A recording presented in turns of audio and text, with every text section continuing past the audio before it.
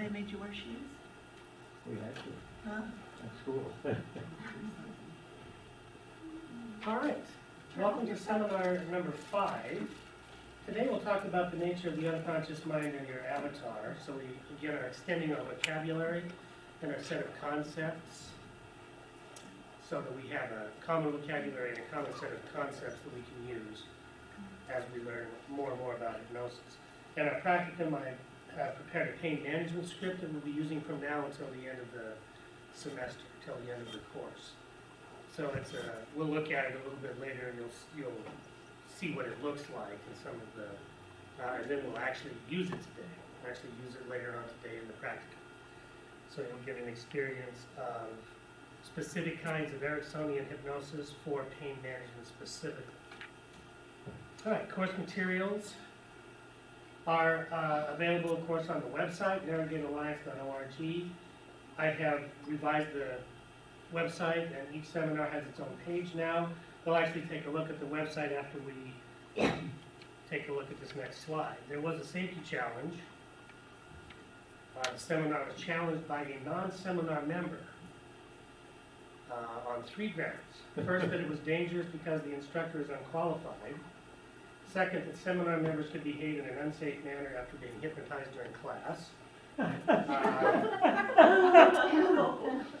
Driving and committing crimes. And thirdly, that ISU legally could be held liable for the unsafe actions of hypnotized seminar members.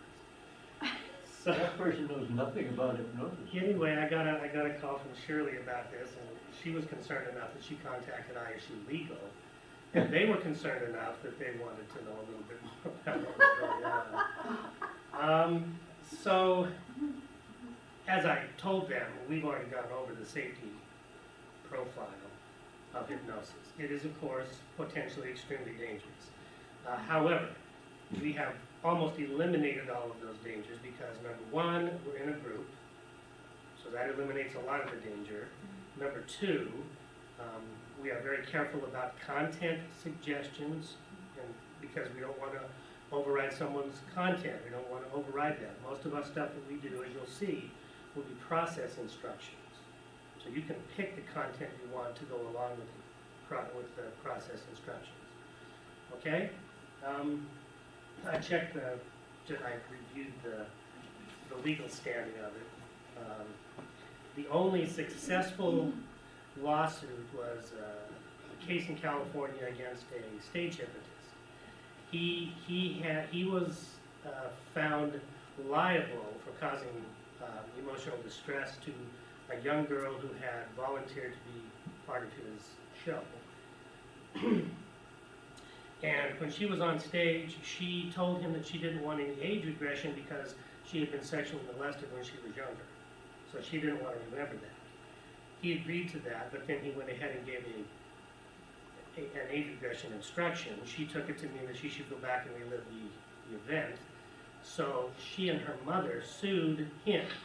The judge found in their favor because he had deliberately did it. Okay, he could have avoided that by simply not using age regression instructions at that point.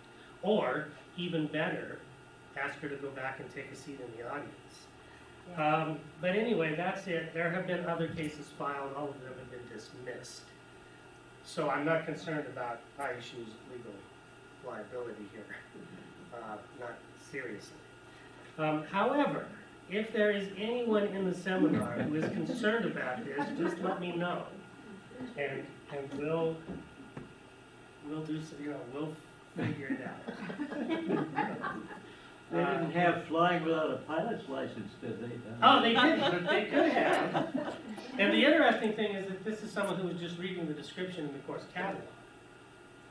So I mean, they haven't ever been to the seminar. So. But anyway, it's a legitimate concern, and these are, things that we've already addressed because I wanted everyone to understand that.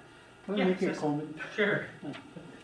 The last time when we were here, you talk about when we are driving, we really are not paying attention to anything. Right. Well, when I left, I said, I'm going to pay attention. Okay. I'm going to direct myself. Right. And so it took me very close to 5 minutes longer to get home. Okay. And one car even Honked at you. Yeah, that's right. Yeah, You were right. yeah. It is, mostly we can just do it, I mean, we walk. Hypnosis at all. Yeah, we walk, our hands move, we talk. These are all very complex actions. And the avatar does them because it has been trained to do them and it knows how to do them. And there are programs back here in the cerebellum that allow it to do that. So, yeah, and we'll talk about that phenomenon today because we're going to talk about hypnosis, the avatar, and the unconscious mind, so that, again, we expand our conceptual framework. All right. Remember that we're now at the point where we can understand what's going on here in terms of Descartes' distinction between the two separate substances which comprise our universe. The res extensa, which is the extended world, the world of objects, and the res cogitans, which is the mind, the soul, the spirit, you. Us, the person talking, the person thinking, the person willing, the person feeling, the person driving, the person, that's us. That's the res cogitans. Hypnosis is a method for separating you and the avatar in a trance state, okay? And also as a method for communicating to the avatar. It is a top-down method of communication from the self, from the person to the avatar itself, in the form of suggestions and imagery. Okay? Now, psychoanalysis is the way in which the avatar communicates back to us. And it requires the analytical technique because the avatar communicates to us in symbolic language. It does not necessarily do it directly, although it can, but mostly it is symbolic. So hypnosis is communicating. We're identifying to the avatar things that we would like to have it do. All right, so now we're here, the unconscious and your avatar. Now, what does it mean to be unconscious? And I cannot stress this enough. Unconscious means totally, completely, absolutely, irretrievably, positively out of the reach of consciousness.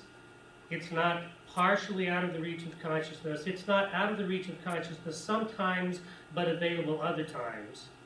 Okay? It is always, forever, by definition, out of the reach of us, of our conscious awareness, no matter what we do.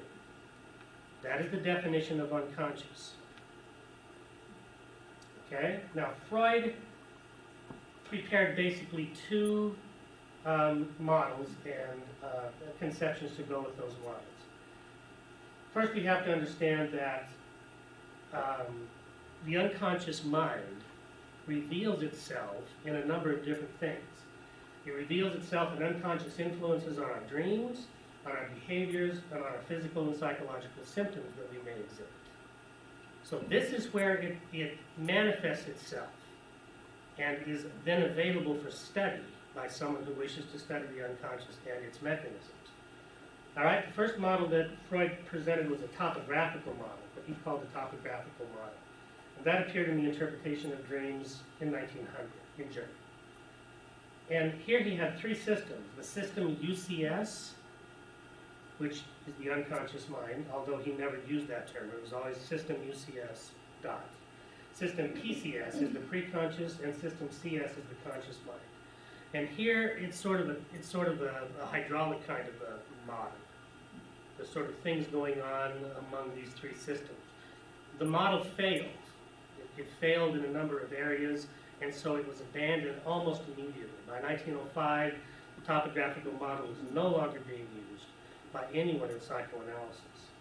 It was replaced later on by the structural model, which appears here in the ego and the id in 1923, very, very thin. And here, Freud talks about the id, which is the unconscious, again, completely, totally, absolutely, irretrievably unconscious, the ego, which is consciousness, us, and the superego, which is a sort of a blending between the ego and the id, and provides a moral compass. Okay? So the structural model is the one that is still in use today. It has clinical validation as well as experimental validation. So it's a pretty good model. And it's the one that we'll use when we're discussing the unconscious, well, when we're discussing the structure of the psyche. So how is the unconscious formed? It is formed by the psychophysical stages of the development of the individual. It is formed as the avatar grows up and experiences all of the challenges that a growing avatar experiences. And we are experiencing right along with the avatar as it grows and develops. All right, the classic psychosexual developmental stages, there are 5. The first one is the oral phase, and that's infancy to roughly 2 years old. So that is because when we are that young, the sensations to which we attend most often and that have the most meaning for us are the sensations of feeding. And those are oral sensations. So that's the oral stage. Then, after we've been weaned, after we're now eating solid food and have been weaned away from the oral phase, we're now concerned with elimination. So urinating and defecating now provide the sort of context for everything that we do, and they also provide the most powerful, stimulating sensations that we have at that point. Okay? And we have to learn how to control those functions because we're encouraged to control those functions. Okay? So between 2 years and 3 years old, whenever that developmental cycle happens, that is the anal phase. The phallic phase is from 3 years to 5 years old. This is when we play doctor. Okay? And the child is now aware enough of their own physical structures, and now they become aware of the differences between their physical structures and the physical structures of the opposite sex. Okay? And so these kinds of encounters and these kinds of considerations now take center stage in the development of the child, in their psychosocial development. Okay? So psychosocial, psychosexual development. So 5 to 6 years, 3 to 6 years roughly, right in there, until they go to school. Okay? And of course, these phases are still active even in the adults. They're just active at an unconscious level usually. And they erupt into behavioral symptoms and psychosomatic symptoms if something goes wrong. Then there's this long latency period that Freud saw, 5 or 6 years old to puberty, where there really isn't much psychosexually going on. The child is just, learning to be socialized, learning to go to school, learning to be with their peers, doing those kinds of things. There's not a lot of overt sexual kinds of things going on here. And then finally, at puberty, whenever that happens, to roughly 18 years old, is the genital phase, when adult sexual maturity arrives, and theoretically, the individual is now fully functioning sexually. Ideal. Okay? So this is how the unconscious is formed. Because all of these things happen to the avatar itself. And these are all necessary developments. They're necessary because of the structure of the actual physical organism itself. All right? Human beings are sexual creatures, and that is what determines everything that happens to us from birth to death. Okay, psychosexual, that is. All right, any questions about this? Yeah. Just curiously, sometimes you hear that when people smoke and they have such a hard time stopping that habit, that yeah, there is the physical addiction, but also isn't there something oral about that? Yes. Biting your fingernails. Biting, okay. Okay, biting your fingernails, overeating, chewing gum, smoking, chewing on pens, anything that you put in your mouth is going to be an attempt by the avatar to recreate the stimulus from the oral phase. And then what about when older children, say 6, 7, 8, smear feces and that kind of thing. Yeah, Is that's the anal phase. And so something has happened to them in that developmental period that causes them to do that? Or what? Yes, because during the normal functioning during that phase, the actual physical material has a fascination for the child, and so they will play with it as if it were modeling clay. Okay, and so not necessarily for a long time, but because it, you know, again, you have to try to imagine yourself back to that age, which is, you know, difficult, but we can do it. We can imagine ourselves back at that age, and now all of a sudden these sensations and these activities and these productions are, you know, taking center stage because they are what we are now dealing with constantly, and our parents are obsessively dealing with it. All right, especially if they have issues of their own, then they are now really obsessively dealing with this, and so that sort of infects us with their issues during this particular phase. Yeah. So, trying to get this straight. Okay, oral analytics, that's what the avatar's experience, and that experience is going to the self. Yes, we will. And that's what's making it grow, or Well, no, develop these things are the thinking substance which we are does not need food. Okay, it doesn't need to excrete, it doesn't need to have sex, it doesn't need to do any of those things. These are things that the avatar needs. Yeah, these are necessary features, these are design features of the avatar. Okay, so the avatar goes through all of these phases as it grows up, and we're along as it does that. Okay, so at some point, like for example, what is your earliest memory? When? How old were you?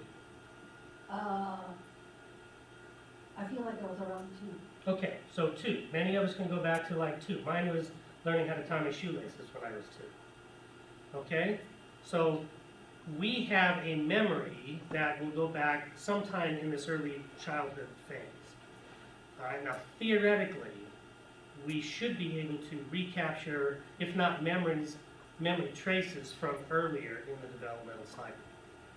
Okay, under hypnosis and under age regression, certain people have reported the experience of going back all the way to intrauterine life. Okay, whether or not that is actually, quote, happening, we don't know. There's no way to determine that. But it is an experience that they are reporting which has therapeutic benefits. Okay, so we theoretically have access to all of this information. All right? And these kinds of, each one of these phases places the organism, places the avatar in psychosexual social situations where there are going to arise necessary conflicts. It is the resolution of those conflicts that leads to either growth and development or frustration and fixation at these levels. And that will then feed forward into later life. And that's what the avatar deals with, the avatar. The avatar and us, because by the time we're 3, by the time the avatar is 3 years old, it's up, it's moving around, it's feeding itself, it is talking and listening and understanding, and we're there. Most of us can remember what was going on when we were 3. So the conflict is within us also? Yes, we're also, well, because we're making decisions, we're making choices. And that's what... Exactly. So we are making choices, forcing the avatar, into certain, either into the conflict or selecting certain options within the conflict. We're actually making those choices. Now, because we don't have a lot of maturity at that point, we don't have a lot of options, and because we can always be physically and emotionally overwhelmed by the adults, who would obviously never do that, but theoretically they could do that if they wanted to. So sometimes the situation arises that we're just violently overridden and forced to do something that we would not elect to do. And that resolves the conflict and we either grow from that or we get fixated at whatever level where the conflict arises. This is your classic psychoanalytical theory of neurosis. Okay, and again, it has over 100 years of clinical validation and about 60 years now of experimental validation. So it's a good model. Pretty good model. Okay, any other questions or comments about this? So this is where the unconscious comes in. Now, keep in mind that the unconscious is the avatar itself with its own intelligence and its own experiences. The experiences that we have are high level, very abstract almost, abstracted out from the variety of data that the organism itself actually receives. So the avatar itself has access to thousands and thousands and thousands, possibly billions, more information than we ever get. And it acts upon all of that and responds to all of that. That's the unconscious mind. The mind of the avatar. Okay? So how does the unconscious reveal itself to consciousness? Through dreams, through slips of the tongue, the classical Freudian slip, through psychosomatic symptoms such as stuttering, asthma, eczema, gastrointestinal distress, ulcers, headaches, paralysis at some level, schizophrenia. Okay, schizophrenia. In the case of schizophrenia, from a psychoanalytic perspective, what has happened is the conflict, the interpsychic conflict is so great that it literally distorts the neurotransmitters in the brain and creates the state of schizophrenia. Okay? And also, and most importantly, free association during psychoanalysis. That is where the unconscious mind reveals itself in all of these instances. If you know what you're looking for, if you can decode it, which is what Freud and his colleagues worked so hard to do, to provide us the decoding mechanism. Our little decoder ring. Now we have these these symptoms or these communiques or these dreams or whatever. How do we decode them? What is it that unconscious mind is trying to communicate? So the unconscious is not accessible to consciousness ever, under any circumstances, directly. It has control over autonomic functions at a molecular level. It communicates through symbols and symbolic actions. It is a theoretical construct. Okay, we don't know whether it really exists or not, but the theory, the idea, the model is useful. So it's a theoretical construct used to explain the lack of direct control over the body, which consciousness seems to have in general, and in hypnosis specifically. Because when a person is hypnotized or mesmerized back in the 18th and 19th centuries, strange things begin to happen that can only be explained by something like an unconscious mind. Okay, now over here, the avatar, neurological biochemical processes, not accessible to us. We do not have access to cell building functions. We don't have access to muscle building functions. We don't have access to waste disposal functions. How it gets the waste from the cell itself and accumulates it and then disposes of it. We don't have access to, digestion. We don't have access to any of that stuff, consciously. That's all on the side of the avatar. We have no way of ever getting access to that. Not even the greatest meditators and yogis and yoginis have access to that information. It is physically impossible for us to get there. So it is unconscious, completely separate from consciousness. It is not a theoretical construct, but a psychophysical construct, subject to the laws of chemistry and physics. Okay? Directly accessible only at the point of interaction, the supplemental motor area up here, according to Dr. Eccles' model. Okay? Hypnosis separates consciousness from the avatar, and hypnosis communicates our intentions to our avatars. That is what hypnosis does.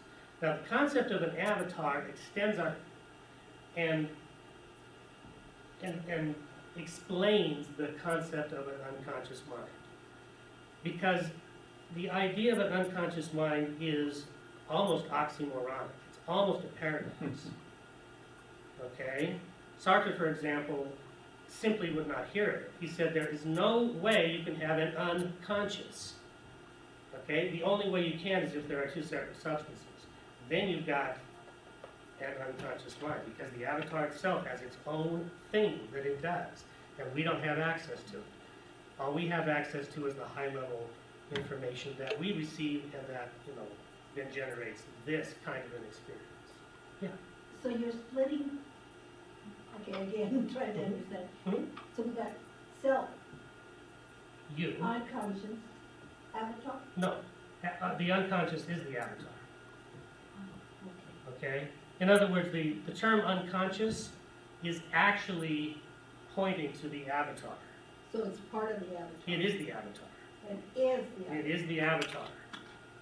In other words, the avatar, the concept of the avatar allows us to explain all of the functions of an unconscious mind without the difficulties, without the philosophical and theoretical difficulties of an unconscious mind out there. If it's true that there are two separate substances, it makes perfectly good sense that the avatar itself is going to have unconscious features. To us, to it is completely conscious. I mean, it has access to all of those things. It does all those things continuously, millisecond by millisecond. Okay? We don't have access to them. So now, that's what we're talking about. The concept of an unconscious mind is explained and validated by our concept of the avatar. Two separate substances. Okay, now Freud, of course, and the psychoanalysts would not adopt this position. They just simply would not. This would be too radical for them. Okay, but nonetheless, this is what really is going on, as we have seen from our investigation of the history of philosophy and meditation and all these other things. We know that this is what is really going on, and this can explain the unconscious mind. Okay, does that make sense? Yeah, could you explain what you said about Freudian slip? Oh, a Freudian slip is when you intend to say something that is politically correct, for example, but you end up saying what's really on your mind. So that's where it brings us from the unconscious to the conscious? Yes, because there's enough, according to the Freudian model, there's enough pressure, there's enough of an active, what he called cathexis, an energy around whatever it is you really want to say, okay, that it overrides your conscious decision to be politically correct, okay? And so you actually say what you are thinking, all right? And instead of saying the politically correct, polite thing to say. And this happens a lot, we can see this happen, in our own behaviors as well as in other people's behaviors. And so it does happen quite a bit. And so that is one way that the unconscious, the avatar itself reveals its own needs, its own desires, its own activities. The unconscious mind, the avatar, blurts this stuff out, in public, and we're embarrassed because of what we So we actually can all said. blame it onto the avatar. Well, yes, we can do I was that. doing I'm that sorry. too. Yeah, right. I'm just my avatar. That's not what I meant. Yeah. Okay, just my Well, if you stand up there at the beginning of a lecture and say, in summary, I would like to say, Yeah, that's your... right, saying, I really want to get out of here. Okay, so you'll find those things. You'll be able to see them and spot them now when they happen. They'll happen on the newscast even. They'll happen on TV. In live broadcasts, you'll be able to actually watch that happen. Especially with, actors and politicians and other people who are normally scripted. If they are in a candid, unscripted setting, you'll see a lot of this stuff happen. And it is sometimes amusing and always instructive. Okay, any questions about that? Okay, so we're just sort of expanding our vocabulary and our concept, and we're trying to correlate it with classical concepts from psychoanalysis and psychology. So that we have a common vocabulary and a common set constructs, a common set of, concepts and constructs and models that we can use to talk among ourselves as we begin to actually practice hypnosis. Okay, remember our objective is the reduction and elimination of pain and suffering. That's what we're trying to do. And so hypnosis is the method that we're using that.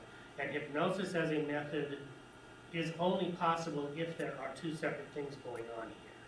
Us and the avatar in the external world out there, the extended substance.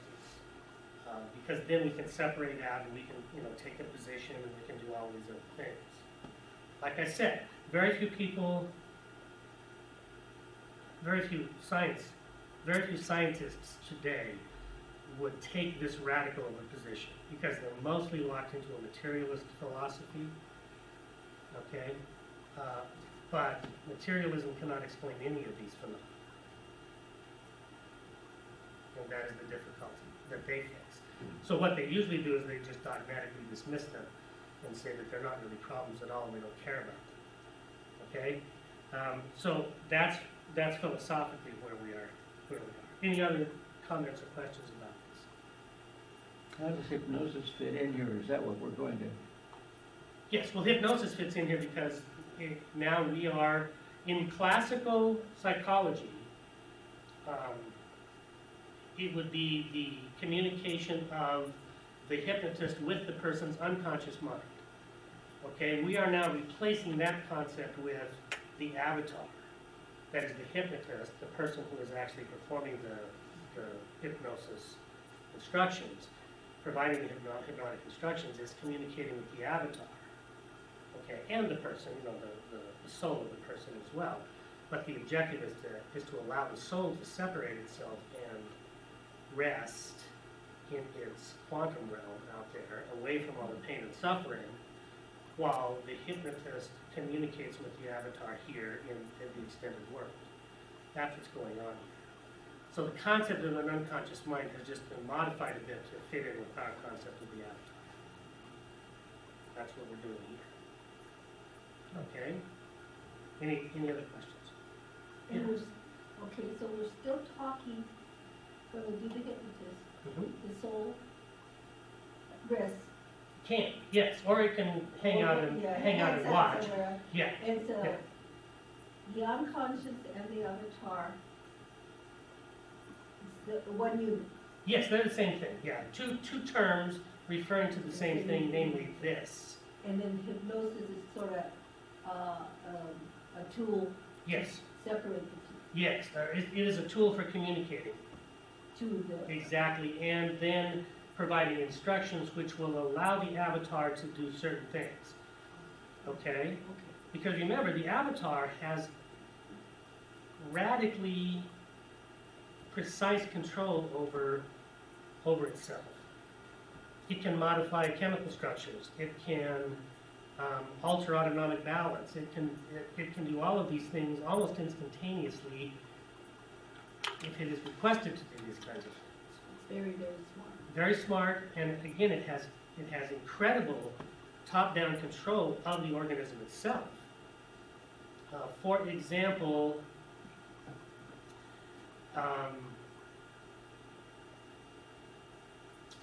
there was a physician who was an emergency room physician who took a course from Dr. Erickson on hypnosis, on medical hypnosis.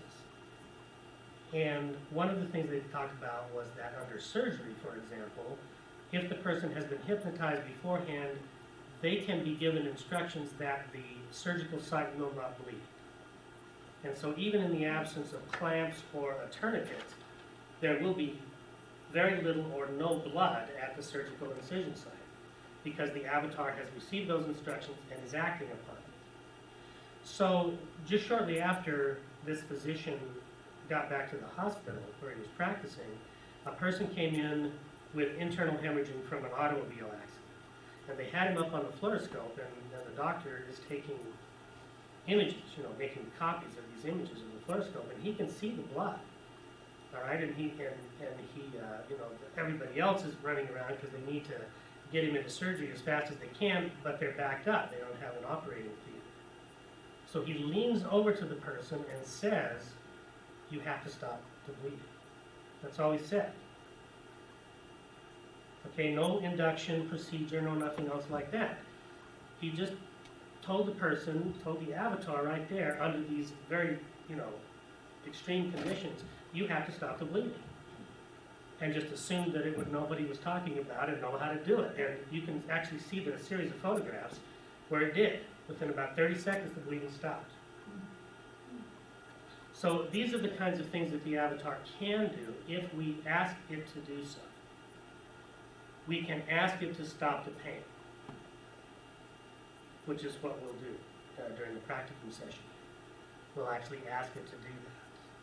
We will provide instructions, an instruction set asking it to do that. So again, these are the kind of things that we'll be dealing with here, using the proper evidence-based language patterns that are best for communicating with the avatar, so that it knows what we want and so that it can use its own creativity to come up with a solution. Okay? Any other questions or comments? All right. So let's take a look at the pain management script itself. Oh, I'm sorry, I forgot. Let's go back and take a look at the website so you'll see what's going on.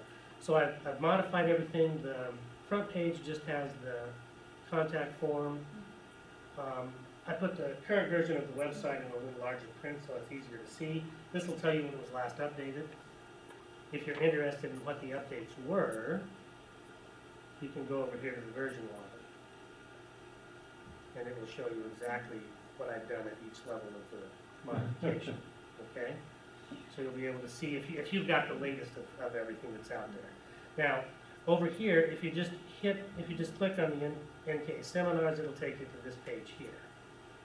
And it basically is just telling you you're here. Now you've got to go find the individual page. So just hold the cursor over the NK seminars tab, and then just move it over to whichever one you want to look at. History of Philosophy is here. So all the files are there. They're current as of this morning. Okay? And then we have the Analytical Hypnosis is here. So that's current as of this morning. There's the PowerPoint presentation for this seminar and the general pain management script, which we'll look at in just a second. And then we also have the meditation, and the audio files are here. And just so we're all safe, I put a big warning here. Okay, please do not listen to any of these audio tracks while driving or operating machinery. Blah, blah, blah. Okay. I added the audio file warning message, which is on all the CDs, but now you can go listen to it if you want. It says wandering message. What's that? Wandering message, not one. Where? W-A-N-N. Oh, here, up here. Oh, okay. That's a Freudian slip. In fact, that's worse than a Freudian slip. That's a psychotic break. So anyway, I'll change that. Okay, so I wish that the guy who called it, the woman who called, actually was true. This is the idea out there in the general population of something called the Svengali syndrome. As if all hypnotists are like Svengali and can just boom, or like Dracula. Look into my eyes and bam, you can make them do whatever you want. And it just isn't that way. Okay, so anyway, here's all the audio tracks. I will add an audio version of the pain management script so you'll be able to refer to that and use it. Okay, and that'll be out there soon. I've also got the bibliographies are out here as well. So everything has its own little page. Okay, any questions about that? And I'll go make the modification when I get home. Okay, here is the script. So this is a script for use with short-term pain, such as, dental work, minor sprains, minor surgery, things that aren't really gonna have a long-term pain effect. And for long-term pain, such as back injuries, nerve damage, family pain, cancer, etc. It'll work for both. It's a very generic kind of a thing. Okay, so you can use it on yourself, you can use it with others. The more often you use it, the more powerful it becomes. This format here is, if you were to print it up and use it, you can read the script directly to someone and, have places for comments over here, notations or anything like that, if you wanted to do that. What we will do is, in just a second, I will read the scripts to you, and you can just follow the instructions and see the effect. Okay? Notice that these really aren't complete sentences before a pause. There's a definite rhythm that we can get into that helps to relax the people and helps to facilitate the hypnotic state. Okay, and you'll hear that. You'll hear that and you'll be able to refer back to the script to see how that operates. All right?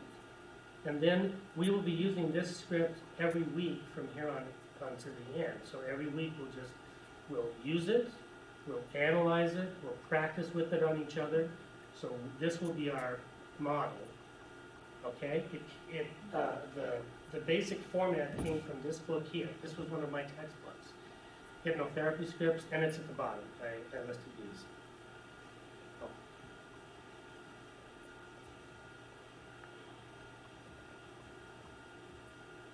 So the entire bibliography for this is here. So this is Havens and Walters. It's still available. There's a second edition out. It's kind of expensive. The first edition you can get for less than $10 at least. Okay, or less than $20 for a new version. All right, and I would, if you really want to learn how to do this, I would highly recommend this particular book because it's already set up. It's got all the scripts and everything. Basically, what I did was I typed out all of these things on my own, like here, and then I memorized them. Okay, and then I just practiced with all of my clients, depending upon what it is we're Is trying that to the do. first one on the list? Yeah, that's the very first one, Haven. So this particular script is modeled after one of the scripts in this book. So, and it has a lot of scripts. So if you wanted to get practice, get this book, and you can read right out of the book if you want, and practice with other people using these scripts. Okay? So that is one way of learning how to do it very effectively. This is another practical book. This is Healing and Hypnosis by Milton H. Erickson. So in here you get to analyze a lot of his patterns of communication, which are included in this script. So this sort of fleshes out a lot of what's going on here. We'll take a look at the script later on to do that. Here's Patterns of the Hypnotic Techniques of Milton H. Erickson, Volume 1. There's a Volume 2 out there. I didn't bring it. So there's 2 volumes for that one. And these are all my textbooks. These are the ones that I learned from. And then here is Ericksonian Approaches, which is a really good manual, theoretical and practical. So if you wanted to follow up on that, you can just, and all of these books are available, and they're not very expensive. Okay? But this script will actually provide you a model, a matrix, for understanding how all of this stuff works. And like I said, we'll just be playing with it from now until the end of the semester. Okay? Any questions about that? Yeah, Dad? I guess I'd like to address the class with a personal experience. Oh. My mother-in-law had cancer, and when Margene took her home, she didn't know what to do. But Lon gave her a tape, a disc, of a script much like this. Yeah, based on this script. Based on this script. And when they got home, she could not get out of bed. But every time she was going into pain, Margene turned that tape on, and immediately she went to sleep. So You just need to know that I have personal experience.